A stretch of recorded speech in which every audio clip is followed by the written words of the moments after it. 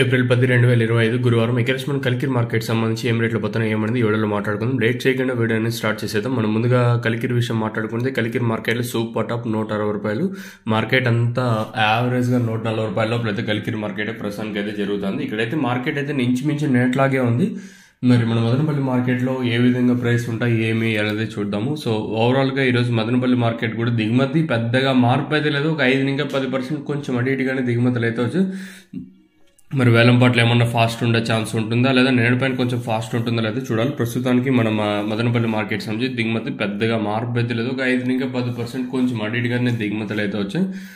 ఇంకా కలికిరి మార్కెట్లో super top వచ్చేసి 160 రూపాయలు, నెంబర్ వన్ అంతా 135, 140, 145, 150, 155, 160 రూపాయల వరకు నెంబర్ వన్ అయితే వెళ్ళింది. ఇంకా క్లాస్ అంతా 120 ఇంకా 140 రూపాయల వరకు క్లాసు. ఇంకా ఈ మీడియాలంతా 90, 100, 110, 115, 120 రూపాయల వరకు మీడియాలు.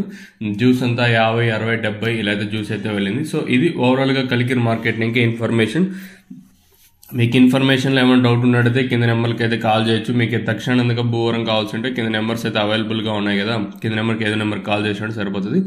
మెయిన్గా క్లారిటీగా చెప్తాను చూడండి. సో మెయిన్గా తక్షణ వచ్చేసి అంటే మొక్క నాటిని 20 రోజుల పైన యూస్ చేయాల్సి ఉంటుంది. మెయిన్గా గ్రోత్కి బాగా పనిచేసి ఏమైనా పోతే ఏమైనా డ్రాప్ అయిపోతుంటే పోతే కంట్రోల్ చేస్తుంది. ప్లస్ సైడ్లో బ్రాంచెస్ రావడానికి అయితే ఇది హెల్ప్ చేస్తుంది. ఇంక తర్వాత నందకా వచ్చేసి ఇది 45 రోజులు ఇంకా యూస్ చేయాల్సి ఉంటుంది.